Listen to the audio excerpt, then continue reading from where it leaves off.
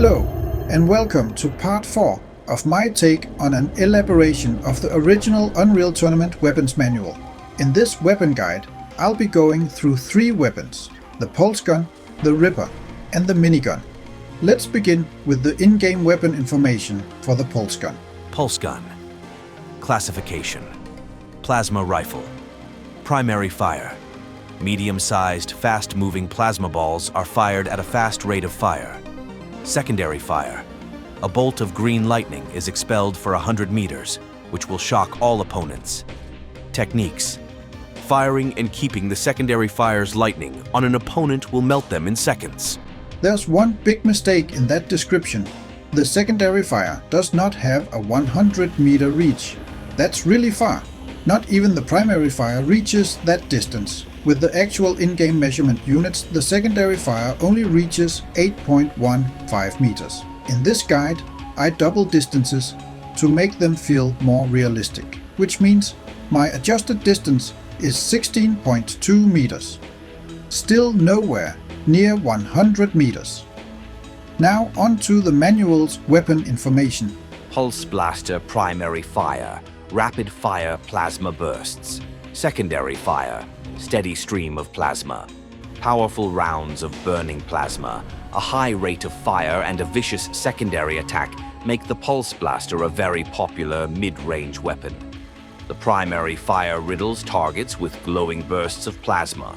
The secondary fire emits a steady stream of the incandescent yellow substance. The pulse blaster uses clips containing 50 rounds, which must be replaced after they are emptied. The number of rounds remaining in the current clip is displayed on the weapon. The attentive listener will have already noticed that the manual calls the weapon the pulse blaster, rather than the pulse gun. This just shows that the game's programmers did not write the text for the manual.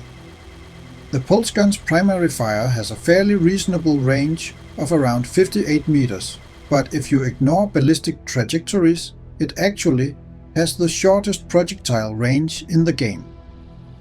Even though it has the highest rate of fire and projectile speed among projectile-based weapons, if you ignore the flak cannon, it's still relatively easy to dodge as long as you see it coming. That's why you don't see people using its primary fire that often. Now, let's talk about the secondary fire, the green beam. If you read the weapon guide and looked at the pulse gun's secondary fire stats before watching this video, you're probably wondering, why doesn't its rounds per second match its damage per second? This is because rate of fire counts the number of rounds consumed, but the damage from the beam isn't triggered by the amount of rounds fired. It's triggered by a tick rate. Another odd detail is that the primary fire actually deals more damage per second than the secondary fire. I've always been under the impression that the secondary fire does more damage. Maybe that's because I've been exploiting a technique that maximizes the beam's damage output, which isn't factored into these stats. The technique for maximizing the secondary fire's damage is movement based. You have to run back and forth while keeping your opponent inside the green beam. The reason this works is that the beam is divided into 10 segments, each 1.62 meters long, and each segment deals 10.8 damage on initial contact. The game lists this as just 10 damage per segment, but that extra 0.8 damage stacks up fast. Each beam segment alternates between dealing damage every 0.5 and 0.6 seconds. The trick here is that a segment forgets its previous target when it interacts with another segment. By making your opponent move between multiple segments, you can refresh the damage ticks, leading to way more damage than if you just hold the beam still on a stationary target. Now, let's test it. We're going to see if the primary fire can actually kill an opponent faster than the secondary fire, as the stats leads on to. I'll do 2 tests with primary fire, 2 tests with secondary fire while standing still, 2 tests with secondary fire while running backwards, 2 tests with secondary fire while trying to hit running 1.62 meters back and forth.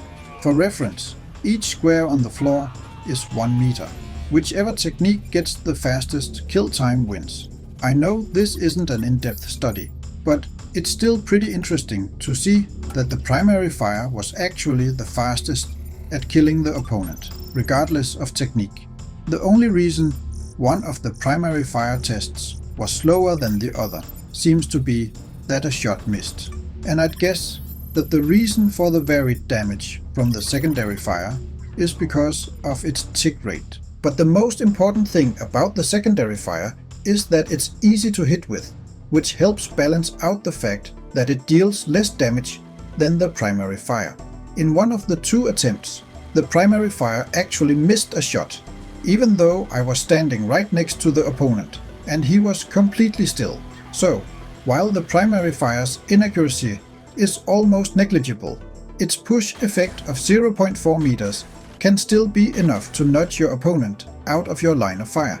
Also, fun fact, the pulse gun's secondary fire is great for drawing decals on walls.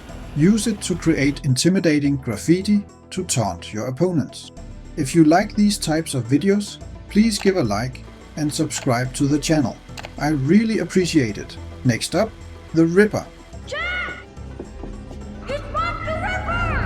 It was the Ripper!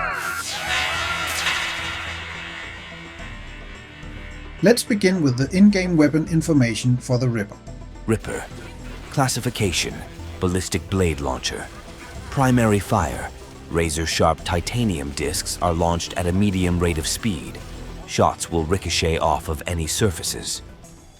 Secondary fire: explosive discs are launched at a slow rate of fire. Techniques: aim for the necks of your opponents. Secondary fire can launch opponents in the air. Now, let's hear the manual's description of the weapon. Ripper. Primary fire: ricocheting blades. Secondary fire: exploding blades. A descendant of the Razor Jack, the Ripper features larger blades than its predecessor. The laser-sharp blades ricochet off solid surfaces, making around-the-corner kills not only possible, but easy. The secondary fire causes the blades to explode upon impact, generating a considerable splash radius of damage.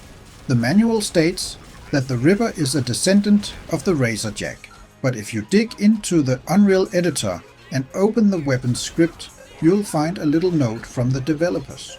It reveals that the Ripper is actually a human modification of the scarce Razor Jack. I haven't found this information anywhere else in the game. What they don't tell you is that the primary fire's blades bounce up to 6 times, or until they hit an opponent, or you. Use this to shoot around corners at head level where you expect your enemy to be, but be mindful of ricochet angles. Stray blades can return and hit you. A poorly placed shot can even result in a self-headshot. To avoid this, crouch or move away from the area where you've spammed ricocheting blades. If we ignore the Redeemer, then the Ripper has the highest push effect of any weapon, up to 13.5 meters, and with its fast projectile speed and high accuracy, it's my go-to weapon for pushing people off edges. To do this, you need to predict where your opponent will be by the time your projectile reaches them and aim accordingly. This can be tricky at times, which is why the shock rifle's primary fire has an advantage for long-distance pushing, since it's instant hit. Despite its strong push effect, the Ripper's weapon jumping ability is mediocre, but still usable. You can see this in my video series about jumping in Unreal Tournament. To summarize the Ripper, its primary fire is mostly a spray and pray mode, though at times it pays to calculate the projectile's path to take cover, while still pressuring your opponent. Its secondary fire, on the other hand, is a precision shot, best used to push opponents away, or at least deal some splash damage. Now, let's dive into one of my favorite weapons in Unreal Tournament, the Minigun. But first, let's take a look at the in-game information. Minigun. Classification: Gatling gun. Primary fire: bullets are sprayed forth at a medium to fast rate of fire and good accuracy. Secondary fire: minigun fires twice as fast and is half as accurate. Techniques: secondary fire is much more useful at close range, but can eat up tons of ammunition. And then, Let's hear what the manual has to say. Minigun. Primary fire. Normal firing rate. More accurate. Secondary fire. Faster firing rate. Less accurate. As simple as it is dangerous, the minigun features a rotating barrel assembly and an unmatched rate of fire. If the primary fire isn't fast enough for you, try the much faster and less accurate secondary fire. Good aim is the key to mastering the minigun. With a little practice, you'll be reducing your opponents to helpless bullet catchers at every opportunity. The ammo supply is displayed on the top of the weapon. You may have noticed some projectile-like bullets while shooting with the minigun. That's tracer rounds. The minigun features tracer rounds to help with aiming. These cosmetic rounds fire at a rate of 1 to 5 per second, depending on the fire mode. But don't get confused. These tracers are not projectiles. They are purely visual aids that don't affect the game in any other way. Let's talk some minigun tactics. You can pre-fire to maximize damage. The secondary fire mode, the one with a higher rate of fire and less accuracy, has a short wind-up time before reaching full speed. To maximize its effectiveness, pre-fire around corners. If you know an enemy is nearby, start firing before you turn the corner. This way, you're already at max firepower when you engage. Watch your ammo. The minigun burns through bullets quickly. Use this tactic strategically so you don't run out at a crucial moment. Another commonly known strategy is to circle strafe for evasion. Keep moving while firing. Run circles around your target. Hold down secondary fire and strafe in a circular motion. This makes you harder to hit while your bullets tear through the enemy.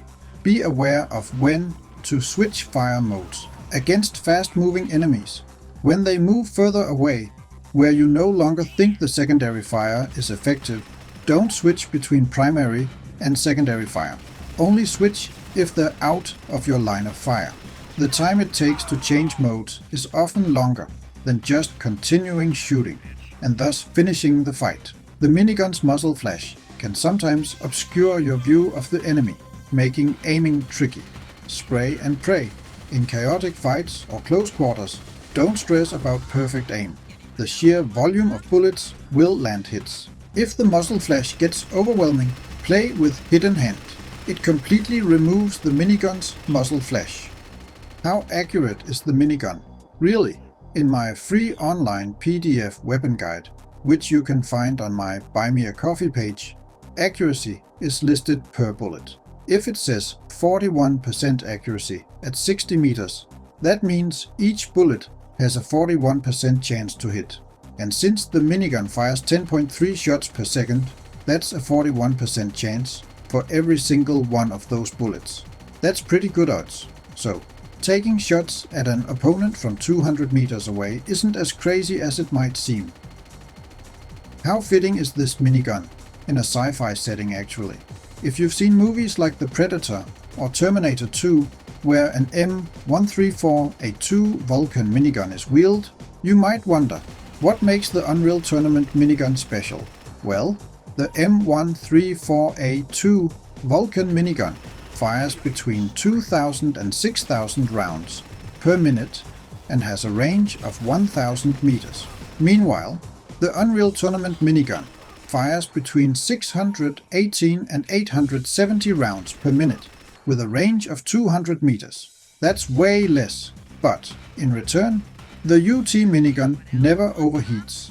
It doesn't need a battery. Weight doesn't matter. You can run, jump and dodge all you want. No need for an ammunition belt. Bullets work underwater.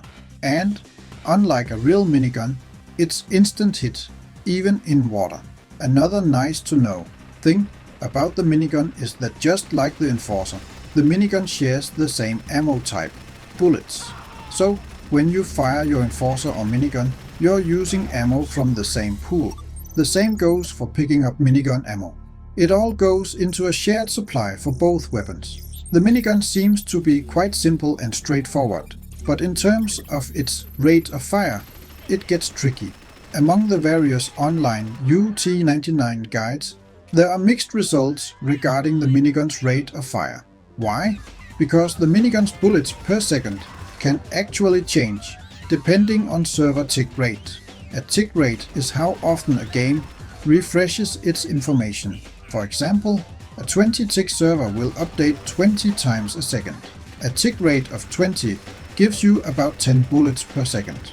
With a tick rate of 25, you are suddenly firing 12.5 bullets per second. So depending on the server you're playing on, the minigun's fire rate can be significantly different. This means that the higher the tick rate on the server, the more effective the minigun is. So if you feel like someone is crazy good with the minigun and is tearing you apart unusually quickly, check the tick rate on servers by opening the console window and type inject user flag 1. This can also be the basis for your decision as to whether you should prefer or avoid using the minigun on the server. Another UT99 tutorial YouTube channel called the Unreal Tournament channel has made a short video about server tick rates. Go and check it out and leave a comment. Say, "Hi from me." Well, that's it for the minigun and the end of this video. In the next one, we will begin with the flak cannon. See you there. Target eliminated. Unstoppable.